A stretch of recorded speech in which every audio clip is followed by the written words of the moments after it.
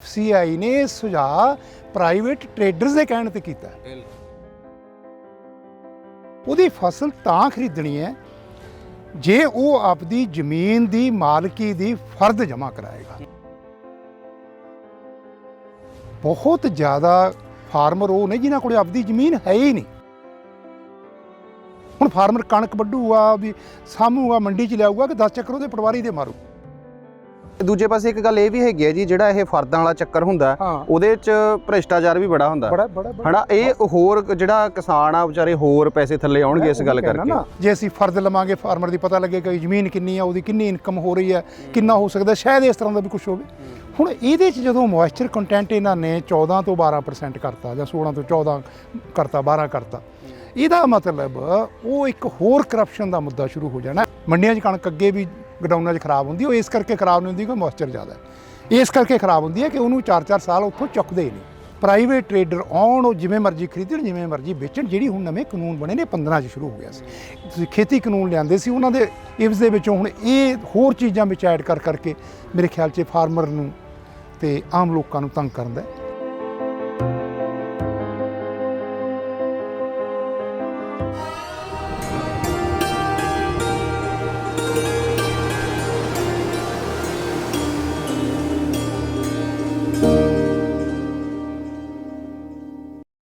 ਦੋਸਤੋ B social ਦੇਖ ਰਹੇ ਹੋ ਤੁਸੀਂ ਤੇ ਮੈਂ ਆ ਸਰਬਜੀਤ ਸਿੰਘ ਸਿੱਧੂ। ਜਿਵੇਂ ਕਿ ਆਪਾਂ ਨੂੰ ਬੜੇ ਲੰਬੇ ਸਮੇਂ ਤੋਂ ਇਸ ਗੱਲ ਦਾ ਪਤਾ ਹੈ ਕਿ ਖੇਤੀ ਕਾਨੂੰਨ ਆਉਣ ਤੋਂ ਬਾਅਦ ਕਿਸਾਨ ਸੰਘਰਸ਼ ਦੇ ਵਿੱਚ ਲੱਗੇ ਹੋਏ ਆ, ਖੇਤੀ ਕਾਨੂੰਨਾਂ ਨੂੰ ਵਾਪਸ ਕਰਾਉਣ ਦੇ ਵਿੱਚ ਲੱਗੇ ਹੋਏ ਆ। ਉੱਥੇ ਹੀ ਸਰਕਾਰ ਦੁਆਰਾ ਵੀ ਨਵੀਆਂ ਨੀਤੀਆਂ ਲਿਆਂਦੀਆਂ ਜਾਂਦੀਆਂ, ਜਿਵੇਂ ਕਿ ਉੱਥੇ ਘੋਲ ਦੇ ਵਿੱਚ ਵੀ ਉਹਨਾਂ ਨੂੰ ਇਸ ਕਾਰਨ ਕਰਕੇ ਕਿ ਉਹ ਵਾਪਸ ਪੰਜਾਬ ਚਲੇ ਜਾਣ ਜਾਂ ਆਪਣੇ ਸੂਬਿਆਂ 'ਚ ਚਲੇ ਜਾਣ। ਕੇਂਦਰ ਸਰਕਾਰ ਵੀ ਗੱਲ ਨਹੀਂ ਮੰਨ ਰਹੀ ਹੈ ਕਿਸਾਨਾਂ ਦੀ। ਉਸ ਤੋਂ ਉਲਟਾ ਹੁਣ ਕਣਕ ਦੀ ਵਾਢੀ ਸ਼ੁਰੂ ਹੋਣੀ ਹੈ ਤੇ FCI ਨੇ ਨਵੇਂ ਨੇਮ ਜਿਹੜੇ ਆ ਉਹ ਲਾਗੂ ਕੀਤੇ ਹੈ, ਸਖਤਾਈ ਕੀਤੀ ਹੈ। ਇਹਨਾਂ ਇਸ ਦੀ ਪੂਰੀ ਜਾਣਕਾਰੀ ਲਈ ਕਿ FCI ਦਾ ਅਸਲ ਮੰਤਵ ਕੀ ਹੈ, ਕਿ ਸਰਕਾਰ ਦੁਆਰਾ ਇਹ ਕੀਤਾ ਜਾ ਰਿਹਾ ਹੈ ਜਾਂ ਕਿਸਾਨਾਂ ਨੂੰ ਇਸ ਤੋਂ ਉਹਨਾਂ ਦਾ ਧਿਆਨ ਭਟਕਾਉਣ ਲਈ ਕੀਤਾ ਜਾ ਰਿਹਾ ਹੈ, ਇਸ ਬਾਰੇ ਪੂਰੀ ਜਾਣਕਾਰੀ ਦੇਣ ਲਈ ਸਾਡੇ ਨਾਲ ਨੇ ਪੰਜਾਬ ਖੇਤੀਬਾੜੀ ਯੂਨੀਵਰਸਿਟੀ ਦੇ ਸਾਬਕਾ ਪ੍ਰੋਫੈਸਰ ਡਾਕਟਰ ਮਾਨ ਸਿੰਘ ਤੂਰ। ਉਹਨਾਂ ਨਾਲ ਗੱਲਬਾਤ ਕਰਾਂਗੇ। ਡਾਕਟਰ ਸਾਹਿਬ ਸਤਿ ਸ਼੍ਰੀ ਅਕਾਲ ਜੀ, ਸਵਾਗਤ ਹੈ ਤੁਹਾਡਾ। ਧੰਨਵਾਦ। ਡਾਕਟਰ ਸਾਹਿਬ, ਜਿਵੇਂ ਕਿ ਤੁਹਾਨੂੰ ਪਤਾ ਹੀ ਹੈ ਕਿ ਇੰਨਾ ਕੁਛ ਚੱਲ ਰਿਹਾ ਹੈ ਨਾ, ਹੁਣ ਨਵੀਆਂ ਗੱਲਾਂ ਹੋਰ ਸਾਹਮਣੇ ਆਉਂਦੀਆਂ। ਆਹ ਤਾਂ ਨਵੀਂ ਗੱਲ ਸਾਹਮਣੇ ਆਈ ਹੈ, ਪਹਿਲਾਂ ਵੀ ਤਾਂ ਇਹ ਜਿਹੜੇ ਨੇਮ ਆ ਉਹ ਸਖਤ ਕੀਤੇ ਜਾ ਸਕਦੇ ਸੀ। ਤੁਹਾਨੂੰ ਕੀ ਲੱਗਦਾ ਇਹਦੇ ਪਿੱਛੇ ਕੀ ਕਾਰਨ ਹੋ ਸਕਦਾ? ਸਰਬਜੀਤ, ਜਦੋਂ ਆਪਾਂ ਕੋਈ ਵੀ ਕਾਨੂੰਨ ਸਰਕਾਰ ਬਣਾਉਂਦੀ ਹੈ, ਕੋਈ ਵੀ ਕਾਨੂੰਨ ਲਾਗੂ ਕਰਦੀ ਹੈ ਜਾਂ ਕੋਈ ਵੀ ਨਵਾਂ ਢਾਂਚਾ ਕੁਛ ਐਸਟੈਬਲਿਸ਼ ਕਰਨ ਦੀ ਕੋਸ਼ਿਸ਼ ਕਰਦੀ ਹੈ, ਉਹਦੇ ਬਾਰੇ ਜਾਣਨ ਲਈ ਸਾਨੂੰ ਥੋੜ੍ਹਾ ਜਿਹਾ ਨਾ ਬੈਕ ਦੇਖਣਾ ਪੈਣਾ ਹੈ। ਹਾਂਜੀ। ਕਿਉਂਕਿ FCI ਦੀ ਹੋਂਦ ਜਿਹੜੀ ਹੈ 65-66 ਦੇ ਵਿੱਚ, ਜਦੋਂ ਗ੍ਰੀਨ ਰੈਵੋਲੂਸ਼ਨ ਆਇਆ ਸਾਡੇ, ਕਿਉਂਕਿ ਉਸ ਵੇਲੇ ਅਨਾਜ ਦੀ ਬਹੁਤ ਥੋੜ ਸੀਗੀ, ਸਾਨੂੰ ਬਾਹਰੋਂ ਅਨਾਜ ਮੰਗਵਾਉਣਾ ਪੈਂਦਾ ਸੀ। ਗ੍ਰੀਨ ਰੈਵੋਲੂਸ਼ਨ ਦੀ ਨਵੀਂ ਕਾਢ ਜਿਹੜੀ ਸੀ, ਚੰਗੇ ਬੀਜ, ਖਾਦਾਂ, ਪਾਣੀ, ਮਸ਼ੀਨਰੀ, ਇਹ ਲਿਆਂਦਾ ਗਿਆ ਨਾਰਥ ਇੰਡੀਆ ਦੇ ਵਿੱਚ, ਪੰਜਾਬ ਸਪੈਸ਼ਲੀ। ਸੋ ਉਹਦੇ ਨਾਲ ਜਦੋਂ ਪੈਦਾਵਾਰ ਵਧੀ ਤਾਂ ਉਹ ਪੰਜਾਬ 'ਚੋਂ ਪੈਦਾਵਾਰ ਨੂੰ ਲੈ ਕੇ ਬਾਹਰਲੇ ਸੂਬਿਆਂ 'ਚ ਜਿੱਥੇ ਲੋਕ ਖਾਣ ਵਾਲੇ ਸੀ ਉਹਨਾਂ ਤੱਕ ਪਹੁੰਚਾਉਣਾ ਇੱਕ ਬਹੁਤ ਵੱਡੀ ਸਮੱਸਿਆ ਸੀ। ਸੋ ਉਦੋਂ FCI ਜਿਹੜੀ ਹੈ ਫੂਡ ਕਾਰਪੋਰੇਸ਼ਨ ਇੰਡੀਆ, ਇਹ ਇਸ ਲਈ ਹੋਂਦ 'ਚ ਕਰਕੇ ਲਿਆਂਦੀ ਸੀ ਤਾਂ ਕਿ ਉਹ ਇੱਥੋਂ ਅਨਾਜ ਖਰੀਦ ਸਕੇ, ਖਰੀਦ ਕੇ ਸਟੋਰ ਕਰੇ, ਸਟੋਰ ਕਰਕੇ ਉਹਨਾਂ ਸੂਬਿਆਂ ਤੱਕ ਪਹੁੰਚਾਵੇ। ਇਹ ਗੌਰਮੈਂਟ ਦੀ ਇੱਕ ਏਜੰਸੀ ਸੀ ਲੋਕਾਂ ਤੱਕ ਅਨਾਜ ਪਹੁੰਚਾਉਣ ਲਈ ਖਰੀਦ ਕੇ। ਪਰ ਹੁਣ ਕਿਉਂਕਿ FCI ਸਾਰਾ ਕੁਛ ਸਾਰੀਆਂ ਸਟੇਟਾਂ ਜਾਂ ਥਾਂ ਤੇ ਨਹੀਂ ਕਰ ਸਕਦੀ ਸੀ, ਫਿਰ ਇਹ ਸੀਗਾ ਕਿ ਇੱਕ ਕਮਿਸ਼ਨ ਏਜੰਟ, ਮੰਡੀਆਂ ਦਾ ਇੱਕ ਸਿਸਟਮ, APC ਐਕਟ, ਸਾਰਾ ਕੁਛ ਉਦੋਂ ਬਣਾਇਆ ਗਿਆ ਤਾਂ ਕਿ ਆੜ੍ਹਤੀਆਂ ਦੀ ਮਦਦ ਨਾਲ ਮੰਡੀਆਂ ਦੇ ਵਿੱਚੋਂ ਇਹ FCI ਸਟੇਟ ਗੌਰਮੈਂਟ ਦੀ ਮਦਦ ਨਾਲ ਅਨਾਜ ਖਰੀਦਣ, ਸਟੋਰ ਕਰਨ ਤੇ ਉਹਨੂੰ ਫਿਰ ਹੌਲੀ ਜਿਹੜਾ ਸੀ ਅੱਗੇ ਰਿਲੀਜ਼ ਕਰਨ, ਡਿਸਟ੍ਰੀਬਿਊਟ ਕਰਨ। ਕਿਉਂਕਿ ਪਬਲਿਕ ਡਿਸਟ੍ਰੀਬਿਊਸ਼ਨ ਐਡਾ ਕਿਸੇ ਕੰਟਰੀ ਦਾ ਨਹੀਂ ਜਿੱਡਾ ਸਾਡੇ ਕੰਟਰੀ 'ਚ ਹੈ। ਗਰੀਬ ਲੋਕਾਂ ਨੂੰ ਤਕਰੀਬਨ 2/3 ਪਾਪੂਲੇਸ਼ਨ ਨੂੰ ਅਸੀਂ ਸਬਸਿਡਾਈਜ਼ ਨਾ ਦੇ ਰਹੇ। ਹੁਣ ਤੁਸੀਂ ਲਾ ਲਓ ਵੀ 130 ਕਰੋੜ ਦੀ ਪਾਪੂਲੇਸ਼ਨ ਦਾ 2/3 ਕਿੰਨਾ ਵੱਡਾ ਬਣ ਜਾਏਗਾ ਜਿਹਦੇ ਤੱਕ ਉਹ ਪਹੁੰਚਾਉਣਾ ਹੈ। ਇਸ ਕਰਕੇ ਇਹਦੀ ਬਹੁਤ ਵੱਡੀ ਜ਼ਿੰਮੇਵਾਰੀ ਸੀ ਇਹਦੇ 'ਤੇ FCI 'ਤੇ, ਜਿਹੜਾ ਇਹ ਕਰਦੀ ਸੀ। ਹੁਣ ਸਵਾਲ ਪੈਦਾ ਹੁੰਦਾ ਹੈ ਕਿ ਸਖਤਾਈਆਂ ਦਾ। ਬਿਲਕੁਲ। ਮੈਂ ਤੁਹਾਨੂੰ ਛੋਟੀ ਜਿਹੀ ਇਹਦੇ ਬਾਰੇ ਗੱਲ ਦੱਸਦਾ ਕਿ ਜਦੋਂ ਮੈਂ ਸਟੂਡੈਂਟ ਸੀ, ਅਸੀਂ ਸਟ੍ਰਾਈਕਾਂ ਕਰਦੇ ਹੁੰਦੇ ਸੀ। ਸਟ੍ਰਾਈਕ ਕਰਨੀ ਕਿ ਜੀ ਕਾਲਜ ਦੀਆਂ ਫੀਸਾਂ ਜ਼ਿਆਦਾ, ਜਾਂ ਕੰਟੀਨ ਦਾ ਮਸਲਾ ਹੈ, ਜਾਂ ਹੋਸਟਲ ਦਾ ਮਸਲਾ ਹੈ। ਅਥਾਰਟੀਜ਼ ਨੇ ਕੀ ਕਰਨਾ, 1-2 ਵਿਦਿਆਰਥੀਆਂ ਨੂੰ ਸਸਪੈਂਡ ਕਰ ਦੇਣਾ, ਕਿਸੇ ਦੇ ਪੇਰੈਂਟਸ ਬੁਲਾ ਕੇ ਕਰ ਦੇਣਾ। ਫਿਰ ਸਾਡਾ ਜਿਹੜਾ ਮਸਲਾ ਉਹ ਹੋਸਟਲ ਤੋਂ ਮੈਸ ਚੋਂ ਹਟ ਕੇ ਕਹਿੰਦੇ ਕਿ ਜੀ ਇਹਨਾਂ ਨੂੰ ਬਹਾਲ ਕਰੋ। ਅੱਛਾ, ਮਤਲਬ ਤੁਹਾਡਾ ਜਿਹੜਾ ਧਿਆਨ ਮੁੱਦੇ ਤੋਂ ਹਟਾ ਕੇ ਦੂਜੇ ਪਾਸੇ ਲੱਗ ਜਾਂਦਾ ਸੀ। ਬਿਲਕੁਲ ਬਿਲਕੁਲ। ਸੋ ਇੱਥੇ ਗੱਲ ਇਹ ਹੈ ਵੀ ਹੁਣ ਜਿਹੜੇ ਹਾਲਾਤ ਬਣੇ ਹੋਏ ਆ ਕਿ ਕਿਸਾਨ ਕਹਿ ਰਹੇ ਆ ਕਿ ਜਿਹੜੇ ਤਿੰਨੇ ਖੇਤੀ ਕਾਨੂੰਨ ਵਾਪਸ ਕਰੋ, ਜਿਨ੍ਹਾਂ ਬਾਰੇ ਆਪਾਂ ਪਹਿਲਾਂ 2-3 ਇੰਟਰਵਿਊਆਂ 'ਚ ਗੱਲ ਕਰ ਚੁੱਕੇ ਹਾਂ, ਉਹ ਵਾਪਸ ਕਰੋ। ਉਹ ਵਜਿੱਦ ਨੇ। ਪਹਿਲਾਂ ਗਵਰਨਮੈਂਟ ਨੇ ਕੋਸ਼ਿਸ਼ ਕੀਤੀ ਸੀ ਉਹ 26 ਜਨਵਰੀ ਵਾਲੇ 'ਚ ਕਿ ਕੁਝ ਲੋਕ ਫੜ ਕੇ ਅੰਦਰ ਕਰਤੇ, ਕੁਝ ਤੇ ਕੇਸ ਬਣਾਤੇ। ਉਹ ਥੋੜਾ ਜਿਹਾ ਧਿਆਨ ਡਿਵਰਟ ਹੋਇਆ ਉਧਰ ਨੂੰ ਕਿ ਉਹ ਛੱਡੋ। ਹੁਣ ਧਿਆਨ ਡਿਵਰਟ, ਹੁਣ ਤੁਸੀਂ ਪੜ੍ਹਿਆ ਹੋਣਾ ਕਿ ਅੱਜ ਫਾਰਮਰ ਜਿਹੜੇ ਨੇ ਉਹ ਮੰਡੀਆਂ ਦੇ ਵਿੱਚ ਧਰਨੇ ਦੇਣਗੇ, ਐਸਡੀਐਮਾਂ ਨੂੰ ਦੇਣਗੇ ਕਿ ਅਸੀਂ ਇਹ ਨਵੇਂ ਜਿਹੜੇ ਐਫਸੀਆਈ ਦੇ ਕਾਨੂੰਨ ਨੇ ਨਹੀਂ ਲਾਉਣੇ। ਇਹਦਾ ਮਤਲਬ ਕੁਝ એનર્ਜੀ ਤਾਂ ਡਿਵਰਟ ਹੋ ਰਹੀ ਹੈ ਨਾ। ਇਹ ਗਵਰਨਮੈਂਟ ਦਾ ਪਰਪਸ ਹੈ ਕਿ એનર્ਜੀ ਡਿਵਰਟ ਹੋਵੇ ਤੇ ਅਸੀਂ ਬਾਅਦ 'ਚ ਕਹਿੰਦੇ ਚਲੋ ਨਹੀਂ ਲਾਗੂ ਕਰਦੇ, ਫਿਰ ਐਂ ਕਰੋ ਕਾਨੂੰਨ ਮੰਨ ਲਓ। ਸੋ ਕਈ ਵਾਰਾਂ ਜਿਵੇਂ ਬੱਚੇ ਨੂੰ ਜਿੱਦ ਤੋਂ ਹਟਾਉਣ ਲਈ ਅਸੀਂ ਪੇਰੈਂਟਸ ਕੁਝ ਕਰਦੇ ਆ ਨਾ, ਸਰਕਾਰਾਂ ਵੀ ਉਸੇ ਤਰ੍ਹਾਂ ਦਾ ਕਰਦੀਆਂ ਨੇ। ਹੁਣ ਆਪਾਂ ਆਈਏ ਕਿ ਹੈ ਕੀ। ਬਿਲਕੁਲ, ਇਹ ਜਿਹੜੇ ਕਿ ਜਿਹੜੇ ਨਵੇਂ ਅਮੈਂਡਮੈਂਟਸ ਨੇ, ਨਵੀਆਂ ਤਰਮੀਮਾਂ ਨੇ, ਉਹ ਕਿਹੜੀਆਂ ਨੇ। ਪਹਿਲੀ ਤਰਮੀਮ ਤਾਂ 10-11 ਮਾਰਚ ਨੂੰ ਮੇਰੇ ਖਿਆਲ 'ਚ ਆਇਆ ਸੀ ਅਖਬਾਰਾਂ 'ਚ ਵੀ ਕਿ ਜਿਹੜੀ ਐਤਕੀ ਪੇਮੈਂਟ ਹੈ ਉਹ ਸਿੱਧੀ ਫਾਰਮਰ ਦੇ ਖਾਤਿਆਂ 'ਚ ਪਊਗੀ। ਉਹ ਬੜੇ ਚਿਰ ਤੋਂ ਚੱਲ ਰਿਹਾ ਸੀ, ਯੂਨੀਵਰਸਿਟੀ 'ਚ ਅਸੀਂ ਵੀ ਰਿਸਰਚ ਕੀਤੀ ਕਿ ਜੀ ਫਾਰਮਰ ਨੂੰ ਸਿੱਧੀ ਪੇਮੈਂਟ ਹੋਣੀ ਚਾਹੀਦੀ ਹੈ। ਪਰ ਹੁਣ ਉਹਦੇ 'ਚ ਸੋਧ ਕੀ ਕਰਤੀ ਕਿ ਫਾਰਮਰ ਨੂੰ ਜਦੋਂ ਪੇਮੈਂਟ ਕਰਨੀ ਹੈ, ਜਦੋਂ ਮੰਡੀ 'ਚ ਵੇਚਣ ਜਾਊਗਾ, ਉਹਦੀ ਫਸਲ ਤਾਂ ਖਰੀਦਣੀ ਹੈ ਜੇ ਉਹ ਆਪਦੀ ਜ਼ਮੀਨ ਦੀ ਮਾਲਕੀ ਦੀ ਫਰਦ ਜਮ੍ਹਾਂ ਕਰਾਏਗਾ। ਬਿਲਕੁਲ। ਹੁਣ ਤੁਸੀਂ ਪਿੰਡ ਨੂੰ ਰਹਿੰਦੇ ਹੋ, ਯਕੀਨ ਬਿਲੋਂਗ ਕਰਦੇ ਹੋ, ਮੈਂ ਵੀ ਪਿੰਡਾਂ 'ਚ ਰਹਿਣ ਵਾਲਾ। ਫਰਦ ਦਾ ਮਤਲਬ ਹੁੰਦਾ ਹੈ ਕਿ ਤੁਹਾਡੇ ਖਾਤੇ 'ਚ ਕਿੰਨੀ ਜ਼ਮੀਨ ਹੈ। ਪਹਿਲਾਂ ਤਾਂ ਬਹੁਤ ਸਾਰੇ ਜ਼ਿਮੀਂਦਾਰ ਇਹੋ ਜਿਹੇ ਹੋਣਗੇ ਜਿਨ੍ਹਾਂ ਦੇ ਹਜੇ ਵੀ ਜ਼ਮੀਨ ਦਾਦਿਆਂ ਪੜਦਾਦਿਆਂ ਦੇ ਨਾਂ ਹੈ, ਆਪਦੇ ਨਾਂ ਨਹੀਂ ਹੈ। ਉਹ ਫਰਦ ਆਪਣੇ ਬਜ਼ੁਰਗ ਛੇਤੀ ਨਾਂ ਕਰਾਉਂਦੇ ਨਹੀਂ, ਉਹ ਫਰਦਾਂ ਸਾਂਝੀਆਂ ਨੇ। ਮੰਨ ਲਓ ਕੋਈ 4 ਭਰਾ ਅੱਡ ਹੋਏ ਹੋਏ ਆ, ਉਹਨਾਂ ਦੇ ਪਿਓ ਦੇ ਨਾਂ ਤੇ ਜ਼ਮੀਨ ਚੱਲ ਰਹੀ ਹੈ, ਤਾਂ ਉਹ ਪਿਓ ਦੇ ਨਾਂ ਤੇ ਦਾ ਮਤਲਬ ਖਾਤੇ 'ਚ ਪੈਸੇ ਜਿਹੜੇ ਉਹ ਪਿਓ ਦੇ 'ਚ ਪਾਉਣਗੇ। ਉਹ ਪੁੱਤਰਾਂ 'ਚ 100 ਝਗੜੇ ਹੁੰਦੇ ਆ। ਬਿਲਕੁਲ। ਉਹ ਇੱਥੇ ਜੌਲਾ ਹੋਏਗਾ।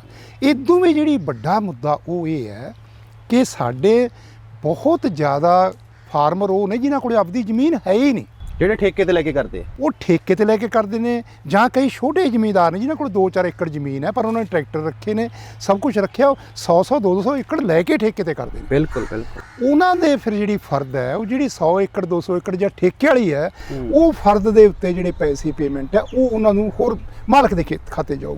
ਹੁਣ ਪੈਸਾ ਇਹੀ ਜਿਹੀ ਚੀਜ਼ ਹੈ ਕਿ ਜਦੋਂ ਇੱਕ ਬੰਦੇ ਦੀ ਜੇਬ 'ਚ ਆ ਗਿਆ, ਇੱਕ ਬੰਦੇ ਦੇ ਹੱਥ 'ਚ ਆ ਗਿਆ, ਇੱਕ ਬੰਦੇ ਦੇ ਖਾਤੇ 'ਚ ਆ ਗਿਆ, ਉਹ ਕਢਾਉਣਾ ਕਾਫੀ ਮੁਸ਼ਕਲ ਹੁੰਦਾ ਕਿਉਂਕਿ ਮਾਇਆ ਦਾ ਮੋਹ ਕੋਈ ਨਹੀਂ ਭੁੱਲਿਆ। ਮੈਂ ਤੁਹਾਨੂੰ ਇਹ ਤਾਂ ਲੜਾਈ ਬਾਕੀ ਵਧਾਉਣ ਵਾਲੀ ਹੋਰ ਵਧਣ ਗਏ ਹਨਾ ਜੀ। ਮੈਂ ਤੁਹਾਨੂੰ ਇੱਕ ਆਪਦੀ ਘਰ ਦੀ ਗੱਲ ਦੱਸਦਾ। ਜਦੋਂ ਮੈਂ ਪੜ੍ਹਦਾ ਸੀ, ਹਾਂਜੀ, ਮੈਂ ਇਕੱਲਾ ਹੀ ਲੜਕਾ ਸੀ।